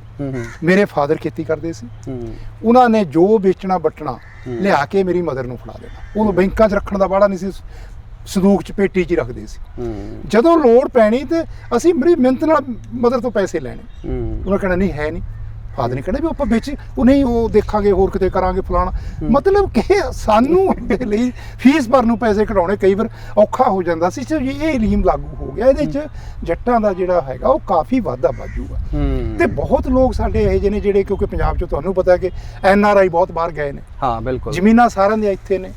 ਹੁਣ ਜਦੋਂ NRI ਬੰਦਾ ਉਹਦੀ ਜ਼ਮੀਨ ਉਹਦੇ ਨਾਂ ਤੇ, ਜਦੋਂ ਤੁਸੀਂ ਜੇ ਠੇਕੇ ਤੇ ਲਈ ਹੈ, ਤੁਸੀਂ ਠੇਕੇ ਤੇ ਲੈ ਕੇ ਬਾਹਰ ਹੋ, ਤੁਸੀਂ ਉਹਦੀ ਫਰਦ ਕਢਾਉਣ ਜਾਓਗੇ, ਗੁਆਂਢੀਆਂ ਨੂੰ ਕਹਿੰਦੇ ਤੇਰੀ ਫਰਦ ਲੈ ਰਿਹਾ, ਪਟਵਾਰੀ ਨੇ ਫੋਨ ਕਰ ਦੇਣਾ ਕਿ ਫਲਾਣਾ ਬੰਦਾ ਤੇਰੀ ਫਰਦ ਲੈਣ ਆਇਆ ਸੀ। ਉਹਨੂੰ ਲੱਗਣਾ ਪਤਾ ਨਹੀਂ ਮੇਰੀ ਜ਼ਮੀਨ ਪਤਾ ਨਹੀਂ ਲੋਨ ਨਾ ਲੈ ਲੇ, ਕੁਝ ਹੋਰ ਨਹੀਂ ਹੋ ਵੀ ਸਕਦਾ ਹੈ। ਬਿਲਕੁਲ ਹੋ ਵੀ ਸਕਦਾ ਹੈ। ਤੁਸੀਂ ਫਰਦ ਜਦੋਂ ਹੈ ਨਾ, ਇਹ ਬੜਾ ਇੱਕ ਅਹਿਮ ਡਾਕੂਮੈਂਟ। ਬਿਲਕੁਲ ਬਿਲਕੁਲ। ਸੋ ਮੇਰੇ ਖਿਆਲ 'ਚ ਇਹਦੇ ਪਿੱਛੇ ਜਿਹੜਾ ਲੌਜਿਕ ਹੈ, ਤੁਹਾਨੂੰ ਕੀ ਲੱਗਦਾ ਹੈ ਕਿ ਕਿਉਂ ਕਰ ਰਹੇ ਹੈ? ਲੌਜਿਕ ਇਹ ਦੇ ਰਹੇ ਨੇ ਕਿ ਪਿਛਲੇ ਸਾਲ ਲੋਕਡਾਊਨ ਦੇ ਦੌਰਾਨ ਜਿਹੜਾ ਝੋਨਾ ਮੰਡੀਆਂ 'ਚ ਆਇਆ, ਉਹ ਜਿੰਨੀ ਪੰਜਾਬ ਦੀ ਪ੍ਰੋਡਕਸ਼ਨ ਹੈ ਉਹ ਤੋਂ 15-20% ਵੱਧ ਆ ਗਿਆ। ਕਈ ਥਾਂ 100-100 ਟਰੱਕ ਫੜਿਆ ਵੀ ਗਿਆ ਕਿ ਜਿੱਥੇ ਬਿਹਾਰ 'ਚ ਹੈ, ਯੂਪੀ 'ਚ ਹੈ, ਜਿੱਥੇ ਮੰਡੀਆਂ 'ਚ ਭਾਅ ਲਾਗੂ ਨਹੀਂ ਹੁੰਦਾ, MSP ਨਹੀਂ ਮਿਲਦੀ, ਉੱਥੋਂ ਉਹਨਾਂ ਨੇ 800, 900, 1000 ਰੁਪਏ ਕੁਇੰਟਲ ਝੋਨਾ ਲਿਆ ਕੇ ਇੱਥੇ 1800 ਰੁਪਏ ਲਿਆ ਕੇ ਵੇਚਿਆ। ਬਿਲਕੁਲ। ਉਹ ਕਹਿੰਦੇ ਵੀ ਇਹ ਦੁਬਾਰਾ ਨਾ ਹੋ ਜੇ, ਅਸੀਂ ਜਿੰਨੀ ਤੁਹਾਡੇ ਕੋਲ ਫਰਦ ਹੈ, ਜਿੰਨੀ ਜ਼ਮੀਨ ਹੈ ਉਹਦੇ। ਹੁਣ ਪਹਿਲੀ ਗੱਲ ਤਾਂ ਜ਼ਮੀਨ ਤੁਸੀਂ ਕਿਵੇਂ ਅੰਦਾਜ਼ਾ ਲਾਓਗੇ? ਮੰਨ ਲਓ ਮੇਰੀ 10 ਕਿੱਲੇ ਜ਼ਮੀਨ ਹੈ, ਉਹਦੀ ਪ੍ਰੋਡਕਟਿਵਿਟੀ ਬਹੁਤ ਥੋੜੀ ਹੈ, ਉਹਦਾ 5 ਕੁਇੰਟਲ ਨਿਕਲਦਾ ਏਕੜ 'ਚੋਂ, ਉਹ ਤਾਂ 50 ਕੁਇੰਟਲ ਹੀ ਨਿਕਲਿਆ। ਬਿਲਕੁਲ। ਤੂੰ ਬਹੁਤ ਅੱਛਾ ਫਾਰਮਰ, ਤੂੰ 30 ਕੁਇੰਟਲ ਕੱਢ ਲੇਗਾ। ਸੋ ਇੱਕ ਤਾਂ ਇਹ ਕੋਈ ਐਡਾ ਵਧੀਆ ਮੇਜਰ ਨਹੀਂ ਹੈ, ਪ੍ਰੋਡਕਟਿਵਿਟੀ ਵੇਰੀਜ਼। ਬਿਲਕੁਲ। ਦੂਜੀ ਟੈਕਨੀਕਲ ਜਿਹੜਾ ਹੈਗਾ ਇਹਨੂੰ ਮੇਰੇ ਖਿਆਲ 'ਚ ਇਸ ਨਾਲ ਜੋੜ ਕੇ ਕਰਨਾ, ਇਸ ਨਾਲ ਜੋੜ ਕੇ ਦੇਖਣਾ ਕੋਈ ਇਹ ਵੀ ਕੋਈ ਬਾਹਲਾ ਸਾਰਥਕ ਨਹੀਂ ਮੇਰੇ ਹਿਸਾਬ ਨਾਲ ਲੱਗਦਾ। ਇਹ ਕੋਈ ਜ਼ਰੂਰੀ ਮੁੱਦਾ ਹੈ ਨਹੀਂ, ਕਿਉਂਕਿ ਫਾਰਮਰ ਲਈ ਫਰਦ ਕਿਸੇ ਨੂੰ ਦੇਣਾ ਇਹ ਬਹੁਤ ਹੀ ਔਖਾ ਕੰਮ ਹੈ, ਕਿਉਂਕਿ ਬਹੁਤ ਅਹਿਮ ਡਾਕੂਮੈਂਟ ਹੈ। ਬਿਲਕੁਲ ਫਰਦ ਦੇ ਬੇਸ ਤੇ ਲੋਨ ਲਿਆ ਜਾ ਸਕਦਾ, ਫਰਦ ਦੇ ਬੇਸ ਤੇ ਜ਼ਮੀਨ ਤੁਸੀਂ ਨਾ ਕਰਾ ਕੇ ਪਟਵਾਰੀ ਨਾਲ ਮਿਲ ਕੇ ਹਜੇ ਕੁਝ ਕਰ ਸਕਦੇ ਹੋ। ਸੋ ਇਸ ਨੂੰ ਦੂਜਾ ਜਦੋਂ ਅਸੀਂ ਕੁਝ ਕਰਨਾ ਹੁੰਦਾ ਫਰਦ ਲੈਣ ਲਈ 20 ਚੱਕਰ ਤਾਂ ਪਟਵਾਰੀਆਂ ਦੇ ਵੈਸੇ ਮਾਰਨੇ ਪੈਂਦੇ। ਹੁਣ ਫਾਰਮਰ ਕਣਕ ਵੱਢੂਗਾ ਵੀ ਸਾਂਭੂਗਾ ਮੰਡੀ 'ਚ ਲਿਆਊਗਾ ਕਿ 10 ਚੱਕਰ ਉਹਦੇ ਪਟਵਾਰੀ ਦੇ ਮਾਰੂਗਾ। ਫਰਦ ਲੈਣਾ ਇਹ ਤਾਂ ਦੂਜੇ ਪਾਸੇ ਇੱਕ ਗੱਲ ਇਹ ਵੀ ਹੈਗੀ ਹੈ ਜੀ, ਜਿਹੜਾ ਇਹ ਫਰਦਾਂ ਵਾਲਾ ਚੱਕਰ ਹੁੰਦਾ ਉਹਦੇ ਵਿੱਚ ਭ੍ਰਿਸ਼ਟਾਚਾਰ ਵੀ ਬੜਾ ਹੁੰਦਾ ਬੜਾ ਇਹ ਹੋਰ ਜਿਹੜਾ ਕਿਸਾਨ ਆ ਵਿਚਾਰੇ ਹੋਰ ਪੈਸੇ ਥੱਲੇ ਆਉਣਗੇ ਇਸ ਗੱਲ ਕਰਕੇ ਨਾ ਇਹਦੇ ਨਾਲ ਇਹ ਵਧੇਗਾ। ਹਾਂ ਇਹ ਵਧੂਗਾ ਕੰਮ। ਸੋ ਤੇ ਕੋਈ ਲੋੜ ਨਹੀਂ ਸੀ। ਇਹ ਪਤਾ ਨਹੀਂ ਕਿਉਂ ਇਹ ਕਿਹਦੀ ਸਲਾਹ ਹੈ ਜਾਂ ਇਹ ਤੁਹਾਨੂੰ ਐਂ ਤਾਂ ਲੱਗਦਾ ਕਿਤੇ ਕੋਈ ਰਾਜਨੀਤਿਕ ਇਹਦੇ ਪਿੱਛੇ ਕਾਰਨ ਹੋ ਸਕਦਾ ਇਹਨਾਂ ਨੂੰ ਇਹ ਹੋਵੇ ਕਿ ਜੇ ਅਸੀਂ ਫਰਜ਼ ਲਵਾਂਗੇ ਫਾਰਮਰ ਦੀ ਪਤਾ ਲੱਗੇਗਾ ਕਿ ਜ਼ਮੀਨ ਕਿੰਨੀ ਆ, ਉਹਦੀ ਕਿੰਨੀ ਇਨਕਮ ਹੋ ਰਹੀ ਹੈ, ਕਿੰਨਾ ਹੋ ਸਕਦਾ, ਸ਼ਾਇਦ ਇਸ ਤਰ੍ਹਾਂ ਦਾ ਵੀ ਕੁਝ ਹੋਵੇ। ਕਿਉਂਕਿ ਜਿਹੜੀਆਂ ਇਹ ਨਿਯਮ ਸਖਤ ਕੀਤੇ ਆ ਉਹਦੇ ਚ ਜਿਵੇਂ ਮੋਇਸਚਰ ਹੈ ਜਿਹੜਾ 14 ਤੋਂ 12 ਕੀਤਾ ਉਹ ਮੈਂ ਉਹਦੇ ਤੇ ਆਉਣਾ। ਹਾਂਜੀ ਤੇ ਇੱਕ ਤਾਂ ਇਹ ਕੀਤਾ ਸੀ ਫਰਦ ਵਾਲਾ। ਹਾਂਜੀ ਇਹ ਤਾਂ ਸੀਗਾ ਕਿ ਅਸੀਂ ਤਾਂ ਉਹਦੀ ਕਣਕ ਜਿਹੜੀ ਮੰਡੀ 'ਚ ਖਰੀਦਾਂਗੇ ਜੇ ਉਹ ਫਰਦ ਹੋਏਗੀ। ਦੂਜਾ ਜਿਹੜਾ ਹੁਣ ਨਵਾਂ ਕੱਲ ਪਰਸੋਂ ਇਹਨਾਂ ਨੇ ਹੋਰ ਇੱਕ ਕੱਢਤੀਆਂ 7-8 ਤੱਤ ਜਿਹੜੇ ਸੀਗੇ 7-8 ਜਿਹੜੇ ਉਹਦੇ ਨਿਯਮ ਜਿਹੜੇ ਨੇ ਉਹ ਹੋਰ ਬਦਲਤੇ, ਕਣਕ ਦੇ ਵੀ ਝੋਨੇ ਦੇ ਵੀ ਝੋਨੇ ਦੇ ਵੀ ਬਦਲ। ਦੇਖੋ ਹੁਣ ਜਦੋਂ ਫਾਰਮਰ ਮੰਡੀ 'ਚ ਲੈ ਕੇ ਆਉਂਦਾ ਉਹਦੇ 'ਚ ਹੁਣ ਉਹਨੇ ਕੋਈ ਮਿਣ ਕੇ ਟੈਸਟੋਮੀਟਰ ਤਾਂ ਲਾਇਆ ਨਹੀਂ। ਬਿਲਕੁਲ ਹੁਣ ਇਹ ਡਿਪੈਂਡ ਕਰਦਾ ਕਿ ਨਵੀਂ ਜਿਹੜੀ ਹੈ ਕਿ ਉਹਨੇ ਕਣਕ ਸਵੇਰੇ ਵੱਢੀ ਹੈ ਦੁਪਹਿਰੇ ਵੱਢੀ ਹੈ, ਕਿਉਂਕਿ ਹਾਰਵੈਸਟ ਕੰਬਾਈਨ ਨਾਲ ਵੱਢਦੇ। ਪਹਿਲਾਂ ਇਹ ਪ੍ਰੋਬਲਮ ਕਦੀ ਤਾਂ ਨਹੀਂ ਸੀ ਆਉਂਦੀ ਕਿਉਂਕਿ ਥ੍ਰੈਸ਼ਰ ਨਾਲ ਕੱਢਦੇ ਸੀ। ਕਣਕ ਵੱਢਤੀ 10 ਦਿਨ ਪਈ ਰਹਿੰਦੀ, ਫਿਰ ਥ੍ਰੈਸ਼ਰ ਨਾਲ ਕੱਢਦੇ, ਫਿਰ ਉਹ 5-4 ਵਾਰ ਤੰਗੜੀਆਂ ਨਾਲ ਉਹਨਾਂ ਨਾਲ ਉੜਦੀ ਸੀ। ਪਹਿਲਾਂ ਤਾਂ ਵਾਢੀ 2-2 ਮਹੀਨੇ ਚੱਲਦੀ ਸੀ, ਹਵਾ ਨਿਕਲੀ ਜਾਂਦੀ ਸੀ, ਉਹ ਸੁੱਕ ਜਾਂਦੀ ਸੀ। ਹੁਣ ਕਿਉਂਕਿ ਇੱਕ ਹਾਰਵੈਸਟ ਕੰਬਾਈਨ ਵੱਢਦੀ ਹੈ, ਬਿਲਕੁਲ ਵੱਢਣ ਸਾਰ ਉਹ ਟਰਾਲੀ ਸਿੱਟਦੇ ਆ, ਟਰਾਲੀ ਸਿੱਟ ਕੇ ਖੇਤ 'ਚ ਆ ਜਾਂਦੀ, ਮੰਡੀ 'ਚ ਆ ਜਾਂਦੀ। ਹੁਣ ਉਹਦੇ 'ਚ ਜੇ ਤੁਸੀਂ ਸ਼ਾਮ ਨੂੰ ਵੱਢੀ ਹੈ ਉਹਦਾ ਮੋਇਸਚਰ ਹੋਰ ਹੈ, ਜੇ ਤੁਸੀਂ ਅਰਲੀ ਇਨ ਦਾ ਮਾਰਨਿੰਗ ਵੱਢ ਲਈ ਰਾਤ ਦੀ ਠੰਡ ਪੈ ਕੇ ਉਹਦਾ ਮੋਇਸਚਰ ਹੋਰ ਹੈ। ਫਿਰ ਪਾਣੀ ਕਿੰਨੇ ਦਿਨ ਪਹਿਲਾਂ ਲਾਇਆ ਫਸਲ ਨੂੰ, ਫਿਰ ਉਹ ਕਿੰਨੀ ਕੁ ਪੱਕ ਗਈ ਜਾਂ ਤੁਸੀਂ ਥੋੜੀ ਜੀ ਹਜੇ 2-4 ਦਿਨ। ਕਈ ਵਾਰ ਫਾਰਮਰ ਕੀ ਕਰਦਾ ਕਿ ਗੁਆਂਢੀ ਦੇ ਸਾਡੇ ਦੂਜੇ ਖੇਤ 'ਚ ਕੰਬਾਈਨ ਆਈ ਆ ਯਾਰ ਸਾਡੀ ਆ ਵੀ ਵੱਢ ਦੇ, ਉਹ ਹਜੇ 1-2 ਦਿਨ ਰਹਿੰਦੇ ਹੁੰਦੇ ਆ, ਉਹ 'ਚ ਮੋਇਸਚਰ ਵੱਧ ਜਾਂਦਾ। ਕਈ ਵਾਰ ਕੰਬਾਈਨਾਂ ਨਹੀਂ ਮਿਲਦੀਆਂ, ਅਗਲਾ ਕਹਿੰਦਾ ਯਾਰ ਹੁਣ ਆਈ ਹੋਈ ਹੈ ਚੱਲ ਕੋਈ ਗੱਲ ਨਹੀਂ। ਹੁਣ ਇਹਦੇ 'ਚ ਜਦੋਂ ਮੋਇਸਚਰ ਕੰਟੈਂਟ ਇਹਨਾਂ ਨੇ 14 ਤੋਂ 12% ਕਰਤਾ ਜਾਂ 16 ਤੋਂ 14 ਕਰਤਾ, 12 ਕਰਤਾ, ਇਹਦਾ ਮਤਲਬ ਉਹ ਇੱਕ ਹੋਰ ਕਰਪਸ਼ਨ ਦਾ ਮੁੱਦਾ ਸ਼ੁਰੂ ਹੋ ਜਾਣਾ। ਅੱਗੇ ਵੀ ਝੋਨੇ ਨੂੰ ਤਾਂ ਬਹੁਤ ਹੀ ਤੰਗ ਕਰਦੇ ਨੇ ਇੰਸਪੈਕਟਰ ਜਿਹੜੇ ਹੈ ਕਿ ਜੀ ਤੁਹਾਡੇ ਮੋਇਸਚਰ ਜ਼ਿਆਦਾ, ਫਿਰ ਉਹ ਕੀ ਕਰਦੇ ਆ 50 ਰੁਪਏ ਕੁਇੰਟਲ 100 ਰੁਪਏ ਕੁਇੰਟਲ ਫਾਰਮਰ ਨਾਲ ਕਰ ਲੈਂਦੇ, ਫਿਰ ਉਹ ਤੋਲ ਦਿੰਦੇ। ਸੋ ਇਹ ਅੱਖੀਂ ਦੇਖਦਿਆਂ ਦੀ ਗੱਲਾਂ ਨੇ, ਇਹ ਸਾਰੀਆਂ ਇਸ ਤਰ੍ਹਾਂ ਕਰਦੀਆਂ। ਤੇ ਦੂਜਾ ਇਹਦੇ 'ਚ ਇਹਨਾਂ ਨੇ ਜਿਹੜਾ ਕਰਤਾ ਕਿ ਅੱਗੇ 0.5% ਜਿਹੜਾ ਸੀ 0.75% ਜਿਹੜਾ ਅਦਰ ਮਟੀਰੀਅਲ ਹੈ, ਬੱਟੀ ਰੋੜਾ ਕਿਉਂਕਿ ਥੋੜਾ ਬਹੁਤ ਆ ਜਾਂਦਾ ਉਹ ਵੀ ਘਟਾਤਾ, 0.5 ਕਰਤਾ। ਠੀਕ ਹੈ ਨਾ। ਇਸੇ ਤਰ੍ਹਾਂ ਜਿਹੜਾ ਕੋਈ ਘਾਹ ਫੂਸ ਹੈ, ਕੋਈ ਪੱਤਾ ਹੈ, ਉਹ ਘਟਾਤਾ। ਇਸ ਤਰ੍ਹਾਂ ਟੁੱਟਿਆ ਦਾਣਾ ਉਹ ਘਟਾਤਾ। ਮਤਲਬ ਸਾਰੀਆਂ ਚੀਜ਼ਾਂ ਐ ਕਰਤੀਆਂ ਕਿ ਇਹ ਜਿਹੜੀਆਂ ਨੇ ਇਹ ਸਟੈਂਡਰਡ 'ਚ ਹੋਣਗੀਆਂ ਤਾਂ ਅਸੀਂ ਖਰੀਦਾਂਗੇ। ਇਹਦਾ ਮਤਲਬ ਡਾਕਟਰ ਸਾਹਿਬ ਇਹ ਗੱਲ ਹੋ ਗਈ ਵੀ ਜਿਵੇਂ ਵੱਡੇ ਜਿਹੜੇ ਕਾਰਪੋਰੇਟ ਜਿਨ੍ਹਾਂ ਨੇ ਕੰਟਰੈਕਟ ਕੀਤੇ ਹੁੰਦੇ ਆ ਹਨਾ, ਉਹ ਜੇ ਤਾਂ ਉਹਨਾਂ ਦੀ ਮੇਜ਼ਰਮੈਂਟ ਦੇ ਵਿੱਚ ਸਹੀ ਆਉਂਦਾ ਹਨਾ ਤਾਂ ਉਹ ਖਰੀਦਦੇ ਆ, ਨਹੀਂ ਉਹ ਨਹੀਂ ਖਰੀਦਦੇ। ਤਾਂ ਇਹਦਾ ਮਤਲਬ ਤਾਂ ਜਿਵੇਂ ਪ੍ਰਾਈਵੇਟ ਕੰਪਨੀਆਂ ਕਰਦੀਆਂ ਉਦਾਂ ਹੀ ਸਰਕਾਰ ਕਰਨ ਲੱਗ ਗਈ। ਮੈਂ ਕਹਿੰਦਾ ਇਹ ਹੁਣ ਤੁਸੀਂ ਹੋਰ ਵੀ ਹੈਰਾਨ ਹੋਗੇ, ਅਖਬਾਰ ਦੇ ਵਿੱਚ ਜੇ ਧਿਆਨ ਨਾਲ ਪੜ੍ਹੋ ਥੱਲੇ ਲਾਈਨ ਲਿਖੀ ਹੈ ਕਿ ਇਹ ਸੁਝਾਅ ਜਿਹੜਾ ਆਇਆ ਹੈ FCI ਨੂੰ, FCI ਨੇ ਇਹ ਸੁਝਾਅ ਪ੍ਰਾਈਵੇਟ ਟ੍ਰੇਡਰਸ ਦੇ ਕਹਿਣ ਤੇ ਕੀਤਾ। ਬਿਲਕੁਲ ਇਹ ਤਾਂ ਗੱਲ ਸਾਫ਼ ਹੈ। ਉਹਨਾਂ ਦੇ ਕਹਿਣ ਤੇ ਕਿ ਮੋਇਸਚਰ ਜ਼ਿਆਦਾ ਹੁੰਦਾ, ਸਾਨੂੰ ਇਹ ਕਣਕ ਪੀਣੀ ਔਖੀ ਹੈ, ਸਾਨੂੰ ਇਹਦਾ ਆਟਾ ਬਣਾਉਣਾ ਔਖਾ ਹੈ, ਇਹ ਫਾਰਮਰ ਨੂੰ ਕਹੋਗੇ ਸੁੱਕੀ ਲਿਆ ਤਾਂ ਕਿ ਸਾਨੂੰ ਨਾ ਸੁਕਾਉਣੀ ਪਵੇ। ਬਿਲਕੁਲ। ਜੇ ਹੁਣ ਪਿਛਲੇ ਇੰਨੇ ਸਾਲਾਂ ਤੋਂ ਇਹ ਸਿਸਟਮ ਚੱਲ ਰਿਹਾ ਹੈ, ਮੰਡੀਆਂ 'ਚ ਕਣਕ ਅੱਗੇ ਵੀ ਗਡਾਊਨਾਂ 'ਚ ਖਰਾਬ ਹੁੰਦੀ, ਉਹ ਇਸ ਕਰਕੇ ਖਰਾਬ ਨਹੀਂ ਹੁੰਦੀ ਕਿ ਮੋਇਸਚਰ ਜ਼ਿਆਦਾ ਹੈ। ਇਸ ਕਰਕੇ ਖਰਾਬ ਹੁੰਦੀ ਹੈ ਕਿ ਉਹਨੂੰ 4-4 ਸਾਲ ਉੱਥੋਂ ਚੁੱਕਦੇ ਹੀ ਨਹੀਂ। ਜਾਂ ਬਹੁਤੀ ਵਾਰ ਤੁਸੀਂ ਦੇਖੋ ਨਾ ਸਾਡੇ ਮੈਜੋਰਟੀ ਆਫ ਦਾ ਜਿਹੜਾ ਫੂਡ ਗ੍ਰੇਨਸ ਨੇ ਉਹ ਬਾਹਰ ਓਪਨ 'ਚ ਤਰਪਾਲਾਂ ਥੱਲੇ ਪਏ, ਤਰਪਾਲ ਫਟ ਗਈ, ਸਾਰਾ ਮੀਂਹ ਵਿੱਚ ਪੈ ਗਿਆ, ਉਹਨੇ ਖਰਾਬ ਹੋ ਜਾਣਾ। ਹੁਣ ਬਹਾਨਾ ਇਹ ਲੱਗ ਰਿਹਾ ਕਿ ਮੋਇਸਚਰ ਜ਼ਿਆਦਾ ਹੋਣ ਕਰਕੇ ਉੱਲੀ ਲੱਗ ਜਾਂਦੀ ਹੈ, ਖਰਾਬ ਹੋ ਜਾਂਦੀ। ਖਰਾਬ ਲੱਗਣ ਦਾ ਰੀਜ਼ਨ ਇਹ ਨਹੀਂ ਹੈ। ਅਸੀਂ ਬੜੀ ਵਾਰ ਇੱਥੇ ਸੁਝਾਅ ਦਿੱਤਾ ਸੀ ਕਿ ਤੁਸੀਂ ਜਿੱਥੋਂ ਚੀਜ਼ ਨੂੰ ਖਰੀਦਦੇ ਹੋ ਉਹਨੂੰ ਉੱਥੇ ਸਟੋਰ ਕਿਉਂ ਕਰਦੇ ਹੋ। ਉਹਨੂੰ ਉੱਥੇ ਸਟੋਰ ਕਰੋ ਜਿੱਥੇ ਉਹ ਚੀਜ਼ ਐਕਚੁਅਲੀ ਯੂਜ਼ ਕਰਨੀ ਹੈ। ਬਿਲਕੁਲ। ਕਿਉਂਕਿ ਜਿਹੜੇ ਬੰਦੇ ਨੂੰ ਪਤਾ ਹੈ ਕਿ ਇਹ ਮੇਰੀ ਰੋਜੀ ਰੋਟੀ ਹੈ, ਮੈਂ ਖਾਣੀ ਹੈ, ਉਹਨੂੰ ਧਿਆਨ ਨਾਲ ਸਾਂਭੂਗਾ, ਉੱਥੇ ਡਿਸਟ੍ਰੀਬਿਊਟ ਵੀ ਕਰ ਦੋ। ਹੁਣ ਸਾਡੇ ਮਿਸਮੈਚ ਇਹ ਰਹਿ ਜਾਂਦਾ ਕਈ ਵਾਰ ਕਿ ਸਾਡੇ ਅਨਾਜ ਵਾਧੂ ਪਿਆ, ਸੜ ਰਿਹਾ। ਬਿਲਕੁਲ। ਉਹ ਸਟੇਟਾਂ 'ਚ ਲੋਕ ਭੁੱਖੇ ਮਰ ਰਹੇ, ਉਹਨਾਂ ਕੋਲ ਅਨਾਜ ਪਹੁੰਚ ਨਹੀਂ ਰਿਹਾ। ਸੋ ਕਿਉਂ ਨਹੀਂ ਅਸੀਂ ਇਸ ਤਰ੍ਹਾਂ ਦਾ ਸਿਸਟਮ ਕਰਦੇ ਕਿ ਜਦੋਂ ਖਰੀਦਿਆ ਉਹਨੂੰ 2-4 ਮਹੀਨਿਆਂ 'ਚ ਉਹ ਜਗ੍ਹਾ ਤੇ ਪਹੁੰਚਾਓ, ਪਬਲਿਕ ਡਿਸਟ੍ਰੀਬਿਊਸ਼ਨ ਸਿਸਟਮ ਦੇ ਵਿੱਚ ਲੈ ਕੇ ਆਓ, ਤੇ ਸਾਲ ਦਾ ਸਾਲ ਤੇ ਬਫਰ ਸਟਾਕ ਤਾਂ ਬਹੁਤ ਥੋੜਾ ਚਾਹੀਦਾ ਹੁੰਦਾ। ਇੱਕ ਗੱਲ ਹੋਰ ਵੀ ਹੈ, ਉਹਨਾਂ ਰੱਖ ਲਓ। ਇੱਕ ਗੱਲ ਹੋਰ ਵੀ ਹੈ, ਜਿਵੇਂ ਇਹ ਅਲਟੀਮੇਟਲੀ ਆ ਕਾਨੂੰਨਾਂ ਦੇ ਹਿਸਾਬ ਨਾਲ ਤਾਂ ਇਹ MSP ਬੰਦ ਕਰਨ ਦੀ ਗੱਲ ਕਰਦੇ ਆ, ਹਨਾ ਵੀ ਸਿੱਧੇ ਤੌਰ ਤੇ ਨਹੀਂ ਕਹਿ ਸਕਦੇ, ਸਿੱਧੇ ਤੌਰ ਤੇ ਬੰਦ ਹੋਊਗੀ। ਪਰ ਜਿਵੇਂ ਹੁਣ ਮੰਨ ਕੇ ਚੱਲੋ ਜਿਹੜੀ ਆਪਣੀ ਇੱਥੇ ਕਣਕ ਹੁੰਦੀ ਹੈ, ਉਹਦੇ ਚੋਂ ਨਵੀਂ ਵਾਲੀ ਕਣਕ ਨਿਕਲ ਗਈ, ਟੁੱਟੀ ਕਣਕ ਨਿਕਲ ਗਈ, ਰੋੜਿਆਂ ਵਾਲੀ ਕਣਕ ਨਿਕਲ ਗਈ, ਜਾਂ ਜਿਨ੍ਹਾਂ ਨੇ ਫਰਦ ਨਹੀਂ ਹੈ ਠੇਕੇ ਤੇ ਲੈ ਕੇ ਕਰਦੇ ਆ ਉਹ ਬੰਦੇ ਨਿਕਲ ਗਏ। ਇਹਦਾ ਮਤਲਬ ਬਹੁਤ ਘੱਟ ਜਿਹੜਾ ਹੈ ਉਹ ਹੋਊਗਾ ਜਿਹੜਾ ਕਿ ਸਰਕਾਰ ਖਰੀਦੂਗੀ। ਇਹੀ ਸਰਕਾਰ ਚਾਹੁੰਦੀ ਹੈ। ਤੁਹਾਨੂੰ ਯਾਦ ਹੋਣਾ ਆਪਾਂ ਕੁਝ ਮਹੀਨੇ ਪਹਿਲਾਂ ਜਦੋਂ ਇਹ ਖੇਤੀ ਕਾਨੂੰਨਾਂ ਤੇ ਕੀਤੀ ਸੀ, ਮੈਂ ਤੁਹਾਨੂੰ ਦੱਸਿਆ ਸੀ ਵੀ ਇਹ ਜਿਹੜੀ ਗਵਰਨਮੈਂਟ ਦੀ ਮਨਸ਼ਾ ਹੈ ਅੱਜ ਦੀ ਨਹੀਂ ਹੈ। ਬਿਲਕੁਲ। ਆਪਣੇ ਇਹ ਜਿਹੜਾ ਸ਼ੁਰੂ ਹੋ ਗਿਆ ਸੀ 2015 ਸ਼ੁਰੂ ਹੋ ਗਿਆ ਸੀ। ਜਿਹੜੀ ਸ਼ਾਂਤਾਰਾਮ ਕਮੇਟੀ ਦੀ ਰਿਪੋਰਟ ਹੈ, ਹਿਮਾਚਲ ਦਾ ਜਿਹੜਾ ਚੀਫ ਮਿਨਿਸਟਰ ਹੁੰਦਾ ਸੀ, ਉਹਨੇ ਰਿਪੋਰਟ 'ਚ ਸਾਫ਼ ਇਹ ਸੁਜੈਸਟ ਕੀਤਾ ਸੀ ਕਿ FCI ਨੂੰ ਖਰੀਦ 'ਚੋਂ ਪਰਾਂ ਹੋ ਜਾਣਾ ਚਾਹੀਦਾ, ਪਾਸੇ ਹੋ ਜਾਣਾ ਚਾਹੀਦਾ। ਗਵਰਨਮੈਂਟ ਨੂੰ ਅਨਾਜ ਦੀ ਖਰੀਦ ਨਹੀਂ ਕਰਨੀ ਚਾਹੀਦੀ। ਪ੍ਰਾਈਵੇਟ ਟਰੇਡਰ ਆਉਣ, ਉਹ ਜਿਵੇਂ ਮਰਜ਼ੀ ਖਰੀਦਣ, ਜਿਵੇਂ ਮਰਜ਼ੀ ਵੇਚਣ। ਜਿਹੜੀ ਹੁਣ ਨਵੇਂ ਕਾਨੂੰਨ ਬਣੇ ਨੇ 15 'ਚ ਸ਼ੁਰੂ ਹੋ ਗਿਆ ਸੀ। ਇੰਟਰਨੈਸ਼ਨਲ ਲੈਵਲ ਤੇ ਇਹ ਬਹੁਤ ਪਹਿਲਾਂ ਸ਼ੁਰੂ ਹੋ ਗਿਆ ਸੀ। ਇਹ 1950-52 'ਚ ਕਿਤੇ ਜੇ ਤੁਸੀਂ ਦੇਖੋ ਗੈਟ ਦੀਆਂ ਰਿਕਮੈਂਡੇਸ਼ਨ ਚ ਹੈਗੀਆਂ। ਬਿਲਕੁਲ। ਕਿ ਜਿਹੜੀਆਂ ਸਰਕਾਰਾਂ ਨੇ ਇਹ ਅਨਾਜ ਜਿਹੜਾ ਹੈਗਾ ਇਹਦੇ ਖਰੀਦ ਫਰੋਖਤ 'ਚ ਉਹਨਾਂ ਨੂੰ ਨਹੀਂ ਆਉਣਾ ਚਾਹੀਦਾ। ਇਹ ਓਪਨ ਮਾਰਕੀਟ ਹੈ। ਜੇ ਅਮਰੀਕਾ ਸਸਤਾ ਪੈਦਾ ਕਰਦਾ ਉਹਦਾ ਵਿਕ ਜੇ, ਇੰਡੀਆ ਸਸਤਾ ਪੈਦਾ ਕਰਦਾ ਉਹ ਵੇਚਦੇ, ਚਾਈਨਾ ਸਸਤਾ ਪੈਦਾ ਕਰਦਾ ਉਹ ਵੇਚਦਾ।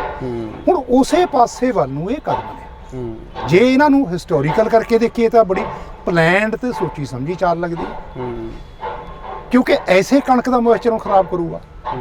ਕਿਉਂਕਿ ਸਰਕਾਰ ਹੁਣ ਚਾਹੁੰਦੀ ਉਹ ਇਹ ਹੈ ਕਿ ਅਸੀਂ ਇੰਨਾ ਜ਼ਿਆਦਾ ਜਿਹੜਾ ਇਹਦੇ ਚੋਂ ਵੀ ਜੇ ਕਾਨੂੰਨ ਨਹੀਂ ਮੰਨਦੇ, ਉਹ ਵੀ ਤਾਂ ਕਾਨੂੰਨ ਇਹੀ ਸੀ ਨਾ ਕਿ FCI ਨਾ ਖਰੀਦੇ, ਪ੍ਰਾਈਵੇਟ ਟਰੇਡਰ। ਇੱਕ ਡਾਕਟਰ ਸਾਹਿਬ ਹੋਰ ਵੀ ਗੱਲ ਹੋ ਸਕਦੀ ਹੈ, ਇਹ ਵੀ ਉਧਰ ਨੂੰ ਜਾ ਰਿਹਾ। ਇੱਕ ਗੱਲ ਤੁਹਾਨੂੰ ਲੱਗਦਾ ਵੀ ਇਹ ਵੀ ਗੱਲ ਹੋ ਸਕਦੀ ਹੈ ਵੀ ਜਿਹੜੀਆਂ ਸਰਕਾਰੀ ਮੰਡੀਆਂ ਇਹਨਾਂ 'ਚ ਖਰੀਦ ਇੰਨੀ ਸਖਤ ਕਰ ਦਿੱਤੀ ਜਾਵੇ ਤੇ ਕਿਸਾਨ ਸੋਚੇ ਵੀ ਯਾਰ ਸਰਕਾਰੀ ਮੰਡੀਆਂ 'ਚ ਤਾਂ ਵੇਚਣਾ ਗਲਤ ਹੈ ਕਿਉਂਕਿ ਉੱਥੇ ਤਾਂ ਵਿਕਦੀ ਹੋਈ ਨਹੀਂ, ਇੱਕ ਕੋਈ ਪ੍ਰਾਈਵੇਟ ਪੈਰਲਲ ਆ ਜੇ ਉਹ ਉਹਨਾਂ ਨੂੰ ਸੌਖਾ ਦੇਵੇ ਤੇ ਉਧਰ ਨੂੰ ਹੋ ਜਾਣ। ਕਿਤੇ ਇਹ ਤਾਂ ਨਹੀਂ, ਇਹ ਸਾਰਾ ਕੁਝ ਸਿੱਧਤ ਜਿਹੜਾ ਹੈਗਾ ਜੇ ਪਲੈਨਡ ਹੈ ਤਾਂ ਇਹ ਸਿੱਧਤ ਇਸੇ ਪਾਸੇ ਹੈ। ਬਿਲਕੁਲ। ਕਿ ਜਦੋਂ ਅਸੀਂ ਕਿਤੇ ਦਾਖਲਾ, ਹੁਣ ਮੈਂ ਤੁਹਾਨੂੰ ਇੱਕ ਛੋਟੀ ਜਿਹੀ ਐਗਜ਼ਾਮਪਲ ਦਿੰਦਾ। ਅੱਜ ਪੰਜਾਬ 'ਚ ਮੇਰੇ ਖਿਆਲ 'ਚ 50 ਤੋਂ ਜ਼ਿਆਦਾ ਥਾਂ ਤੇ BSc ਐਗਰੀਕਲਚਰ ਹੋ ਰਹੀ ਹੈ। ਤੇ ਅੱਜ ਤੋਂ 20 ਸਾਲ ਪਹਿਲਾਂ ਕੱਲੀ PAU 'ਚ BSc ਐਗਰੀਕਲਚਰ ਹੁੰਦੀ ਸੀ। ਕਿਉਂਕਿ ਹੁਣ ਸਾਡੇ ਇੱਥੇ ਦਾਖਲਾ ਇੰਨਾ ਔਖਾ ਹੋ ਗਿਆ ਕਿ 2000 ਬੱਚਾ ਆਉਂਦਾ, 4000 ਆਉਂਦਾ ਤਾਂ 70-80 ਬੱਚਿਆਂ ਨੂੰ ਦਾਖਲਾ ਮਿਲਦਾ। ਬਾਕੀ ਦੇ ਬੱਚੇ ਕਿੱਥੇ ਜਾਣਗੇ? ਉਹਦਾ ਫਾਇਦਾ ਕੀ ਕੀਤਾ? ਠਾ ਲਿਆ ਪ੍ਰਾਈਵੇਟ ਇੰਸਟੀਚਿਊਸ਼ਨ ਵਾਲਿਆਂ ਨੇ। ਬਿਲਕੁਲ। ਹੁਣ ਹਾਲਾਂਕਿ ਉੱਥੇ ਕੋਈ ਮਾਹੌਲ ਨਹੀਂ, ਕੋਈ ਉੱਥੇ ਇਨਫਰਾਸਟ੍ਰਕਚਰ ਨਹੀਂ, ਬਾਕੀ ਖੇਤ ਨਹੀਂ ਉੱਥੇ ਜਿੱਥੇ ਉਹਨਾਂ ਨੂੰ ਪ੍ਰੈਕਟੀਕਲ ਕੋਈ ਇਨਫਰਾਸਟ੍ਰਕਚਰ ਨਹੀਂ, ਪੂਰੇ ਅਧਿਆਪਕ ਨਹੀਂ, ਪੂਰੀਆਂ ਲੈਬਸ ਨਹੀਂ, ਪੂਰਾ ਖੇਤ ਨਹੀਂ, ਪੂਰੀ ਤਰ੍ਹਾਂ ਦੇ ਕੋਈ ਸਾਧਨ ਨਹੀਂ, ਲੈਬੋਰਟਰੀਆਂ ਨਹੀਂ। ਪਰ ਕਿਉਂਕਿ ਇਸ ਚੀਜ਼ ਦਾ ਫਾਇਦਾ ਉਠਾ ਰਿਹਾ ਕਿ BSc ਐਗਰੀਕਲਚਰ ਹੋਰ ਕਿਤੇ ਹੈ ਨਹੀਂ। ਜਿਹਨੇ ਕਰਨੀ ਅਗਲਾ ਕਹਿੰਦੇ ਯਾਰ ਮੈਂ ਬਾਹਰ ਜਾਊਂਗਾ, ਮੇਰੀ ਵੈਲਿਊ ਹੈ, ਮੈਂ ਆਪਦਾ ਕੁਝ ਕੰਮ ਕਰਦੇ ਵੀ। ਕੁਝ ਬੰਦੇ ਆਪਣੇ ਆਪ ਪੜ੍ਹਨ ਵਾਲੇ ਤਾਂ ਉੱਥੋਂ ਡਿਗਰੀ ਲੈ ਕੇ ਉਹਨਾਂ ਨੂੰ ਡਿਗਰੀ ਚਾਹੀਦੀ ਹੈ, ਪਰ ਓਵਰਆਲ ਜੇ ਦੇਖੀਏ ਤਾਂ ਉਹ ਡਿਗਰੀ ਜਿਹੜੀ ਹੈ ਉਹ ਚੀਜ਼ ਨਹੀਂ ਹੈ ਜਿਹੜੀ ਅਸੀਂ ਇੱਥੋਂ ਕਰਦੇ ਹਾਂ। ਉਵੇਂ ਇੱਧਰ ਮੰਡੀਆਂ 'ਚ ਉਸੇ ਤਰ੍ਹਾਂ ਹੀ ਹੁਣ ਇਹ ਹੈ ਕਿ ਜੇ ਮੰਡੀਆਂ 'ਚ ਅਸੀਂ ਇਸ ਨੂੰ ਟਾਈਟ ਕਰ ਦਈਏ, ਲੋਕ ਡਰਨ, ਫਿਰ ਸ਼ਾਇਦ ਹੌਲੀ ਹੌਲੀ ਲੀਗਲ ਇਲੀਗਲ ਹੌਲੀ ਹੌਲੀ ਉਹ ਕਰ ਦੇਣ। ਹੁਣ ਤੁਸੀਂ ਪਹਿਲੀ ਗੱਲ ਤਾਂ ਇਹ ਦੇਖੋ, ਜੇ ਤੁਹਾਡੀ ਮੰਨ ਲਓ ਕਣਕ 'ਚ ਕਹਿਦਾ ਜੀ ਮੋਇਸਚਰ 17% ਹੈ, ਇਹਨੂੰ 14 ਤੇ ਲਿਆਓ। ਹੁਣ ਆਪਣੀਆਂ ਮੰਡੀਆਂ 'ਚ ਤੁਸੀਂ ਦੇਖਿਆ ਕਿ ਜਗ੍ਹਾ ਹੁੰਦੀ ਹੈ ਜਿੱਥੇ ਤੁਸੀਂ ਖੰਡਾ ਕੇ ਸੁਕਾ ਲਓਗੇ? ਬਿਲਕੁਲ ਨਹੀਂ ਹੁੰਦੀ। ਸਿਰਫ ਮੱਕੀ ਲਈ, ਕਿਉਂਕਿ ਮੱਕੀ ਦੀ ਜਦੋਂ ਕ੍ਰੌਪ ਆਉਂਦੀ ਹੈ ਉਦੋਂ ਹੋਰ ਕ੍ਰੌਪ ਨਹੀਂ ਹੁੰਦੀ, ਹੋਰ ਨਹੀਂ ਹੁੰਦੀ ਕੋਈ। ਯਾਰ ਕਣਕ ਵਾਲੀ ਦਾ ਇੱਕ ਦੂਜੇ ਤੋਂ ਢੇਰੀ ਆਪਦੀ ਵੱਖ ਕਰਨੀ ਔਖੀ ਹੋ ਜਾਂਦੀ। ਬਹੁਤ ਔਖਾ ਲੱਗਦਾ ਕਿ ਉਹਦੀ ਢੇਰੀ 'ਚ ਮੇਰੀ ਢੇਰੀ ਰਲ ਨਾ ਜਾਵੇ, ਤਾਂ ਉਹ ਔਖਾ ਕਰਦੇ ਆ। ਉਹਨੂੰ ਖੰਡਾ ਕੇ ਸੁਕਾਉਣਾ ਤਾਂ ਬਹੁਤ ਵੱਡੀ ਗੱਲ ਹੈ। ਬਹੁਤ ਵੱਡੀ ਗੱਲ ਹੈ। ਫਿਰ ਪਿਛਲੇ ਸਾਲਾਂ 'ਚ ਕੀ ਕਰਦੇ ਰਹੇ ਹੋ? ਉਦੋਂ ਕੀ ਕਰਦੇ ਸੀ? ਸੋ ਮੇਰੇ ਹਿਸਾਬ ਨਾਲ ਇਹ ਜਿਹੜੇ ਨੇ ਇਹ ਬੜੀ ਸੋਚੀ ਸਮਝੀ ਸਾਜ਼ਿਸ਼ ਹੈ, ਫਾਰਮਿੰਗ ਨਾਲ ਵੀ ਤੇ ਉਸ ਤੋਂ ਵੱਧ ਗਰੀਬ ਲੋਕਾਂ ਨਾਲ ਵੀ। ਕਿਉਂਕਿ ਫਾਰਮਰ ਦੀ ਤਾਂ ਫਸਲ ਵਿਕਣ ਤੋਂ ਔਖਾ ਹੋਏਗਾ, 2 ਦਿਨ 4 ਦਿਨ ਔਖਾ ਉਹ ਲੋਕਾਂ ਦਾ ਕੀ ਬਣੂ ਜਦੋਂ ਫਸਲ ਮੰਡੀਆਂ 'ਚ ਉਸ ਤਰ੍ਹਾਂ ਨਾ ਆਈ। ਜਿਹੜੇ ਫੂਡ ਸਿਕਿਉਰਿਟੀ ਸਿਸਟਮ ਦੇ ਅੰਡਰ ਜਿਨ੍ਹਾਂ ਨੇ ਅਨਾਜ ਖਾਣਾ ਹੈ, ਜਿਨ੍ਹਾਂ ਨੇ ਖਾਣਾ ਹੈ, ਬਿਲਕੁਲ ਉਹ ਕਿੱਥੋਂ ਲੈਣਗੇ? ਕਿਉਂਕਿ ਪ੍ਰਾਈਵੇਟ ਟ੍ਰੇਡਰ ਨੇ ਜੇ ਤੁਹਾਡੀ ਵੱਧ ਨਵੀਂ ਵਾਲੀ ਲੈ ਲਈ ਤਾਂ ਸਕਾ ਲੂਗਾ, ਕੋਈ ਗੱਲ ਨਹੀਂ, ਉਹ ਥੋੜੀ ਜਿਹੀ ਲੇਬਰ ਲਾ ਕੇ ਸਕਾ ਲੂ, ਪਰ ਉਹਨੇ ਤੁਹਾਡੀ 1800 ਵਾਲੀ 1900 ਵਾਲੀ ਉਹਨੇ ਵੇਚਣੀ 4000 5000 ਨੂੰ ਹੈ ਨਾ। ਬਿਲਕੁਲ। ਸੋ ਉਹਦਾ ਨੁਕਸਾਨ ਜਿਹੜਾ ਹੈ ਖਾਣ ਵਾਲੇ ਦਾ, ਜਿਹਨੇ ਇੱਕ ਲੈ ਕੇ ਖਾਣੀ ਹੈ, ਇਦੋਂ ਵੱਧ ਹੋਣਾ। ਇੱਕ ਡਾਕਟਰ ਸਾਹਿਬ ਆਖਿਰ ਦੇ ਵਿੱਚ ਮੈਂ ਤੁਹਾਨੂੰ ਇਹੀ ਪੁੱਛਦਾ ਵੀ ਓਵਰਆਲ ਤੁਹਾਨੂੰ ਕੀ ਲੱਗਦਾ ਹੈ, ਜਿਵੇਂ ਕਿ ਇਹਦੇ ਨਾਲ ਕਿਹੜੀਆਂ ਧਿਰਾਂ ਦਾ ਨੁਕਸਾਨ ਹੋਊਗਾ? ਤੁਹਾਨੂੰ ਲੱਗਦਾ ਵੀ ਆੜਤੀਆਂ ਤੇ ਵੀ ਸਖਤਾਈ ਕੀਤੀ ਹੈ, ਕੱਚੇ ਆੜਤੀ ਨਹੀਂ ਹੋਣਗੇ, ਜਾਂ ਜਿਵੇਂ ਹੁਣ ਤੁਸੀਂ ਗੱਲ ਕੀਤੀ ਕਿ ਜਿਹੜੇ ਗਰੀਬ ਲੋਕ ਹੈ ਜਿਨ੍ਹਾਂ ਨੂੰ ਸਸਤੇ ਭਾਅ ਮਿਲਦੇ ਆ ਇਹ ਅਨਾਜ, ਉਹਨਾਂ ਨੂੰ ਵੀ ਨੁਕਸਾਨ ਹੋਊਗਾ? ਓਵਰਆਲ ਤੁਸੀਂ ਕੀ ਇਹਦਾ ਕਨਕਲੂਜਨ ਕੱਢਦੇ ਹੋ? ਦੇਖੋ, ਇਹਦੇ 2 ਮੇਰੇ ਦਿਮਾਗ 'ਚ ਗੱਲਾਂ ਆ ਰਹੀਆਂ। ਇੱਕ ਤਾਂ ਇਹ ਹੈ ਵੀ ਜੇ ਤਾਂ ਇਹ ਸਿਰਫ ਸੀਮਤ ਹੈ ਇਹ ਸਟੈਂਡਰਡਾਂ ਤੱਕ, ਇੱਥੋਂ ਤੱਕ, ਫਿਰ ਤਾਂ ਫਾਰਮਰ ਔਖਾ ਹੋਏਗਾ, ਉਹਦੀ ਲਾਗਤ ਵਧੇਗੀ, ਕਿਉਂਕਿ ਜੇ ਉਹ ਖੇਤ 'ਚ ਸੁਕਾ ਕੇ ਲਿਆਉਂਦਾ ਤਾਂ ਉਹਨੂੰ ਲਹਾਈ ਚੜਾਈ ਦੁਆਰਾ ਟਰਾਲੀ 'ਚ ਲੱਦਣਾ, ਕਿਉਂਕਿ ਕੰਬਾਈਨ ਨੇ ਤਾਂ ਸਿੱਧੀ ਉਹਦੀ ਟਰਾਲੀ 'ਚ ਪਾ ਦੇਣੀ, ਉਹਨੇ ਸਿੱਧੀ ਮੰਡੀ 'ਚ ਲੈ ਆਉਣੀ ਹੈ, ਉਹਦੀ ਲਾਗਤ ਵੱਧ ਜਾਏਗੀ ਤੇ ਕਰਪਸ਼ਨ ਵੱਧ ਜਾਏਗੀ। ਕਿ ਕਈ ਫਾਰਮਰ ਹੋਣਗੇ ਜਿਹੜੇ ਉਹ ਧੱਕੇ ਨਾਲ ਉਹਨੂੰ ਦੇ ਕੇ ਕਿ ਯਾਰ ਤੂੰ ਮੀਟਰ ਹੀ ਹੈ, ਤੂੰ ਇਹ ਕਰ ਦੇ ਕੇ ਜੀ 12 14, ਉਹ ਕਰਾ ਵੀ ਲੈਣਗੇ।